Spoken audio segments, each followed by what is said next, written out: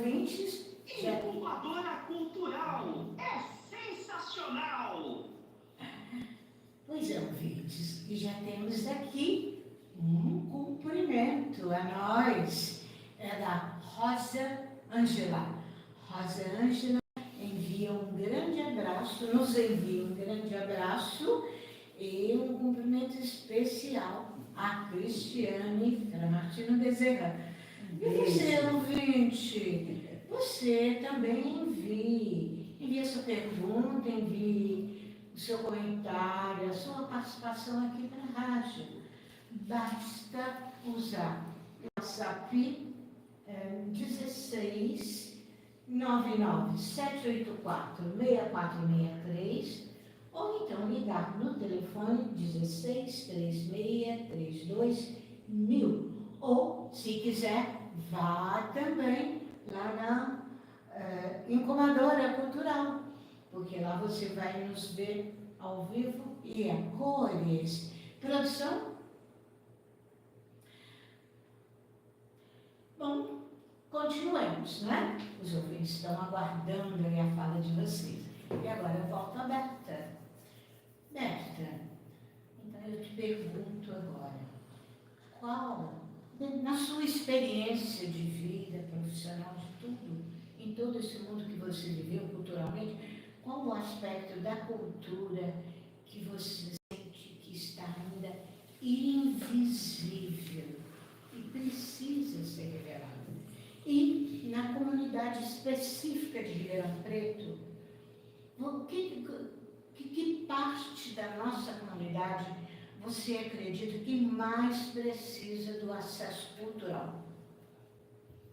Bom, a gente pode dizer que sempre a parcela da sociedade que mais precisa é a comunidade mais carente. Agora, o que seria interessante, diria eu, você falou que estaria invisível. Eu acho que justamente isso, mostrar o lado invisível da vida. Mostrar para as pessoas que vivem naquela correria, naquele materialismo terrível, né? Sempre a competição, né? Sempre todo mundo competindo um com o outro. Mostrar o outro lado, mostrar primeiro, nós somos energia, a ciência já provou isso. Então nós estamos em evolução, todos nós. Um mais adiantado, outros menos, mas todos fazemos parte de um todo. Então colocar, esse digamos é o trabalho da sociedade teosófica, que a gente poderia ter qualificado em uma parte espiritual, né? Todas as tradições religiosas falam, né? A gente formado de corpo, alma, espírito, enfim, cada tradição vai fazer uma classificação diferente, né? Mas o importante é dizer que nós não somos só carne, que nós somos também uma série de corpos, né? Nós temos o corpo energético. Quando a gente está cansado, fraco, porque a gente fala, a minha energia está baixa. A gente tem o corpo das emoções, dos sentimentos, e esse é o que nos domina, basicamente, né? Então, esse é um corpo extremamente suscetível. E nós temos o mental também. Nossa cabeça está sempre em movimento. Hoje em dia, com a tecnologia, nós e as crianças, principalmente, são bombardeadas por informação. Informação não é conhecimento. Porque enquanto não discernir o que é certo, o que é errado, o que é bom, o que não é bom, isso é simplesmente informação. Então, você precisa aprender a discernir a informação para que, uma vez tornada conhecimento, quem sabe você consiga levar à prática e aí vira sabedoria. Tânia, e da sua experiência escolar, o que você julga que ainda está invisível? E o que você acredita, o que parte dessa comunidade de alunos você acredita que mais precisa do acesso à cultura? Então, essas comunidades, né, a cultura das periferias, embora agora já temos aí, né, um avanço em relação a isso, acredito que ainda essa visibilidade ainda não é o suficiente. Até porque os próprios alunos consideram que cultura, isso claro que não estou generalizando, mas muitos acham que cultura é só ir ao museu, ao teatro e não valoriza a sua própria cultura, né? Então eles às vezes deixam, né, a sua linguagem ou a sua religiosidade em detrimento de outras, achando que ele não é a cultura que deveria ser valorizada. E a gente tinha muito isso na escola, né? A gente precisa levar a cultura até o aluno, ok, mas a gente tem que também valorizar o que ele tem, né? Então, essas comunidades, né, elas precisam ter essa visibilidade na medida em que você mostra para ele que o que ele produz também é cultura, não aquilo que está no centro da cidade. Muito interessante. A invisibilidade da cultura do próprio aluno, do mundo do aluno. E na escola, né, é um desafio constante a gente trazer isso para o aluno, fazer com que ele acredite que a cultura dele é a cultura que tem que ter o valor que merece, né? E a cultura não é só acesso, né? Ela tem que ter o reconhecimento, né? Tem que ter o acesso à cultura, mas ele precisa reconhecer que a dele é importante. Cristiane, a Rosângela disse aqui que você pode continuar cantando porque a música é linda, mas em vez de cantar, você vai responder a nossa pergunta, Rosângela. Deus que faz essa arte comigo, porque no programa da Alcione ele me faz cantar com ela. Mas hoje Hoje a conversa é cultura, depois ela vai cantar, se houver tempo ela canta assim. A mesma questão. Essa questão é a seguinte, como eu vivencio muito na prática, né, o exercício de tentar ao máximo levar a cultura até onde as pessoas estão, né? Nós vivemos experiências muito significativas, tanto pela Orquestra Sinfônica de Ribeirão, a gente fez várias apresentações em praças, e eu lembro, uma noite eu fiquei muito tocada na Praça Tancredo Neves, lá no Simeone, ao cair da tarde, a orquestra se apresentando, e aquela população toda assistindo do entorno, e assim, às vezes passava uma moto ou outra, alguém querendo dar uma tumultuadinha, mas a atenção dos moradores foi tão grande que o espetáculo foi maravilhoso. Eu fiquei chorando de emoção porque eu falei, é aquilo que o Milton fala, todo artista tem que ir onde o povo está. Então nós precisamos descentralizar mais a cultura. Nós já tivemos várias atividades nos domingos pela manhã, que eram atividades do esporte, da cultura, então nós levávamos a prefeitura com toda a sua estrutura para os bairros. E isso tem sido feito, né? Nós tivemos esse resgate aí com Cultura Litoral, mas é importantíssimo e é importante ouvir a arte dessa comunidade.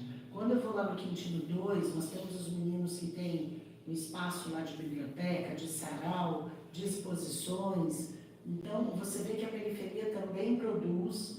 E nem sempre isso se reflete na cidade toda.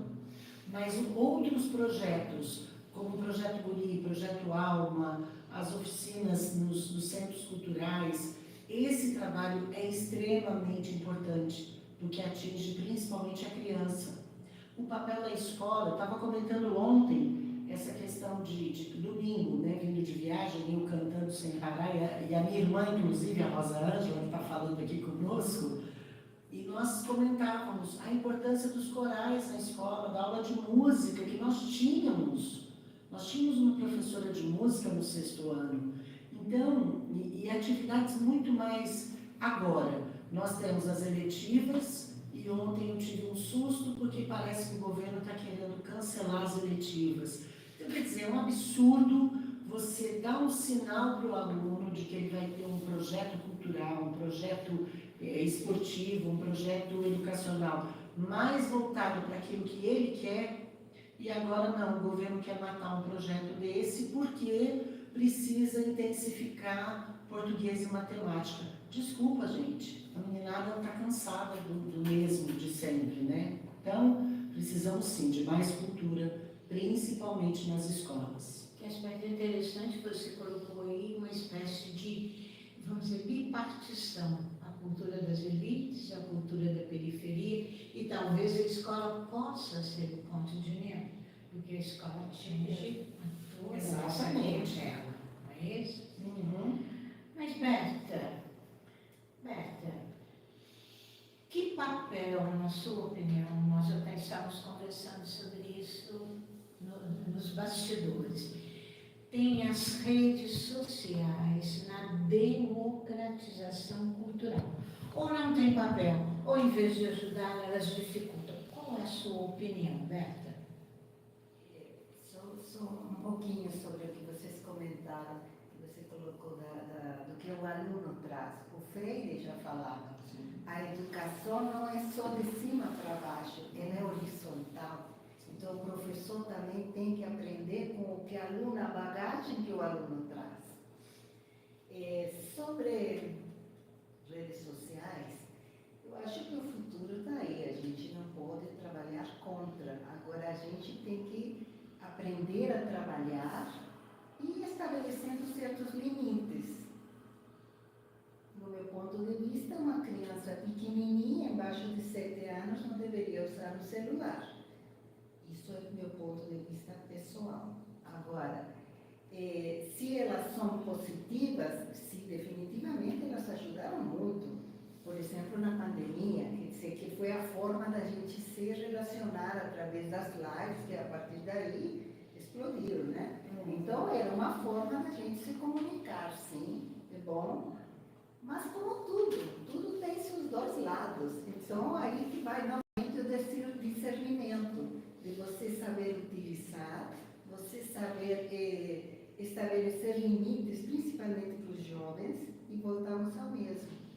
Para a gente lutar contra fake news e essas coisas, se você não tem discernimento, ser um adulto, uma criança, muito menos. Então, como é que ela vai saber o que é verdade, o que é verdade, o que é bom, o que não é bom? Então, eu acho que não tem como lutar contra, porque isso chegou para ficar. A questão é saber como trabalhar com isso. E isso vai depender, começa na família, tá? É a família, porque se a mãe está o dia inteiro com o celular, em vez de dar atenção à criança, quer dizer, para a criança é normal ter um celular. Começa na família, depois vai na escola. Eu percebi a dificuldade que é. Eu me lembro nas escolas que eu cheguei aí, foi no Otoniel Mota. Você querer falar, fazer uma apresentação e as crianças estarem com o celular. É muito difícil isso, você captar a atenção. Então, eu acho que tudo é uma questão de discernimento e adaptação. Você levantou uma questão interessante, que eu acho que a Tânia vai poder ajudar a responder, dada a experiência que ela tem na área escolar.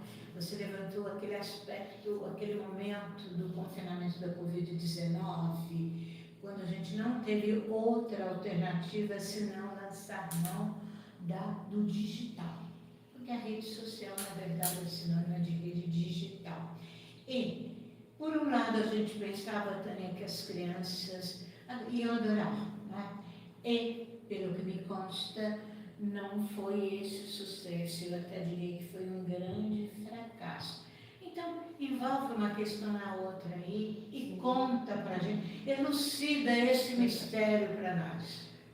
Conceição, a coisa, né, tá muito difícil, mas como a Berta disse, nós chegamos a um ponto que não tem como voltar.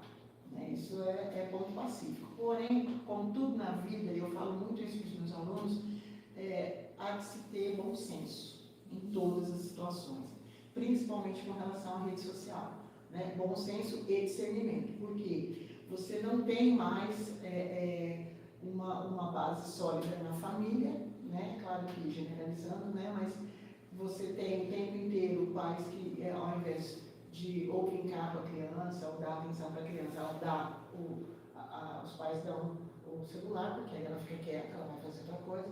Então, isso faz com que a gente sofra essas consequências na sala de aula. No caso, né, da cultura, como ela disse também, quebramos muitas barreiras geográficas, econômicas. Você consegue entrar e ver o Museu do Louvre e fazer uma visita, coisa que, né, de repente, nós não tínhamos essa oportunidade. Porém, você tem que saber até que ponto vai, porque a gente tem os algoritmos, né, que acabam fazendo com que você consuma algo, né, que não seja uma cultura, que seja uma coisa muito superficial, não seja a cultura em si. Né? Então a gente precisa tomar muito cuidado com isso, o bom senso que eu disse para você. Mas em relação à escola, agora mesmo com essa proibição, a gente ainda tenta fazer com que eles usem de forma consciente, de forma crítica e também com bom senso. Né? Porque tudo que é demais, como dizia minha avó, sobra. Gostaria de saber, porque eu sou um pouco aficionada, né, aí ao digital, né? E você colocou uma questão que, para mim, é uma questão... Aliás, vocês colocaram, é o ponto pacífico, tanto a Berta quanto você, que é uma tecnologia que veio para ficar e que nós teremos que aprender a usá-la. E que, do meu ponto de vista, né, da minha experimentação também, na época da Covid, a gente realmente não conseguiu usar. Eu até imagino que fosse aí uma questão até do professor, né, que não estava habituado àquilo ali. Mas isso aí é um assunto, talvez, para outro momento, né? Porque vamos aí, Cris, dentro da sua experiência, que é vasta também, como você vê isso aí, a rede social, essa pseudo-democratização, né, que a gente tem? Eu sinto que o educador ele tem que também se abrir para aquilo que o aluno, a necessidade que o aluno tem. Quando nós tínhamos, porque é uma ressalva aí, está proibido, é uma lei federal, mas tem escolas que estão permitindo os alunos continuarem com seus celulares em sala de aula. Então, nessa época em que era permitido, eu várias vezes tive que liberar meu Wi-Fi para a meninada fazer alguma atividade comigo. Então, sempre foi a base de troca, porque aí nós juntávamos grupinhos, eu só tinha para 8 acessos, mas eles amavam. Quando eu falava que eu ia liberar para a turminha pesquisar alguma coisa, mas também para fazer 10 minutinhos o que eles quisessem, então virava aquela festa, né?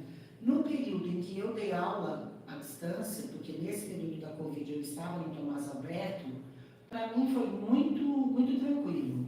Só que o que nos pegou naquela ocasião? Aí eram os alunos que te mandavam mensagem 1h da manhã, 2 horas, entendeu? Você pediu trabalho até tal hora, eles iam mandar 2 dias depois. Mas, enfim, coisas que a gente vai adequando. O que eu sinto, e que a Berta abordou muito bem, é que esse filtro do que é verdade e do que é mentira. O que me assusta muito, como em um dos meus trabalhos eu também lido muito com a questão do suicídio, e com as crianças, eu vi adolescentes querendo morrer ou tentando se matar, e eles têm grupos hoje que fazem desafios, a gente já viu isso algumas vezes. Então tem o bullying, tem várias questões aí que hoje passam diretamente pela rede social. Por quê? Porque você pensa que o teu filho está guardadinho dentro de casa e ele está acessando um mundo que às vezes ele é assim, assustador. Eu tenho um relato de uma vivência pessoal, de uma grande amiga, que o que ela mais se gabava era que o filho não saía de casa e estava super bem, menino estudioso, dedicado, isso e aquilo. Um dia ela abre a porta do quarto e ele está pendurado no ventilador morto. Por quê? Desafio da época da tal da baleia, e aí vai. Então, nós precisamos sim. Eu acho a rede social maravilhosa, eu faço parte, a Instagram, Facebook, já não ampliei muito porque eu já não dou conta do que eu tenho. Mas eu acho que nós também estamos nos sobrecarregando. O WhatsApp me apavora, porque eu tenho muitos grupos, eu tenho muita gente que me pede ajuda, e eu vejo aquele raio do negocinho verde do lado, e quando eu não vejo e não respondo, parece que está pesando e que a pessoa está me esperando. Então, acho que também, daqui a pouco nós vamos ter que ter muita terapia para entrar nesse equilíbrio, né? Mas que eu acho que é um mundo maravilhoso, eu fico fascinada. A Tânia fez aí uma observação que me chamou a atenção. Você falou na questão dos algoritmos, você disse que são superficiais, e é isso mesmo, porque eles são automatizantes. O papel do algoritmo é automatizar, né? Então, me parece que uma das questões, assim, que a gente não se deu conta, pelo menos a família não se deu bem conta, né? É da amplitude disso aí, né? Do que eles chamam de dark web, que está na base, no fundo disso que ninguém percebe, certo? E diante da questão, ou diante da colocação, de que isso não vai mudar, meu Deus, o que é que vocês acham que se pode fazer com isso aí? Eu acho que principalmente é um papel que cabe muito aos pais que estão muito ausentes hoje, né? Eu vejo aí já um outro trabalho social que eu realizo, que é na Fundação Casa, e eu muitas vezes peço para conversar com os pais antes de falar com os filhos. E o que a gente mais ouve é relato, muitas vezes, de muitas mães, porque muitos daqueles meninos não têm nem pai, sumiram, foram embora, etc. e tal, ou estão presos também, mas mães que fazem de tudo para dar o melhor. E esse melhor parece que não vai ter fim para esse menino, porque ele quer isso que está aí. Isso que está chegando nas redes sociais, ele não está dando conta de ter. E eles falam para mim muitas vezes, eu quero o boné, o tênis de marca, a moto para pegar as meninas, então o celular de último tipo para acessar tudo que eles quiserem. Então, eu acho que é uma sociedade como um todo que precisa se mobilizar e prestar atenção no que está acontecendo. A sociedade precisa acordar, concordo plenamente. Mas olha aí aqui, a Heloísa, aqui em casa da Heloísa, né? Uma grande colaboradora da incubadora, nos manda mensagens. Por exemplo, ela diz aqui: o programa está excelente, estou adorando, boas colocações da Tânia e da Cristiane. Mas Berta, ela diz aqui, ó, Berta Maria Santos fez questão de colocar o nome inteiro para a gente não duvidar que é você, Berta. Sempre presente nas escolas, levando seu vasto conhecimento. Fez um trabalho lindo no Otaniel quando ainda estava nativa. É um trabalho que transformou, que perdurou, porque está sendo lembrado. Deixa eu só fazer uma colocação. Assim, que hoje a Feira do Livro fez o lançamento da sua programação e falou muito, enalteceu muito um dos projetos que hoje eles consideram a menina dos olhos da Fundação do Livro, que é o Combinando Palavras. Então, nós precisamos render nossas homenagens para a Heloísa, para o próprio Dr. Camilo, para a própria Elaine, né, para todos os que estiveram lá atrás nesse Combinando Palavras, porque eles faziam e faziam com tanto amor e tirando dinheiro do bolso, não tinha patrocínio, não tinha apoio. Então, Elô, eu acho que a feira hoje só errou quando não falou das origens do Combinando Palavras, e eu deixo aqui as nossas homenagens. Mas você ainda vai falar sobre isso, porque nós não vamos deixar de perguntar a vocês sobre a incubadora, né? Perfeito. Esse gerador e disseminador de cultura, né? Ela engloba essas duas funções. Mas agora a vez do Neulis.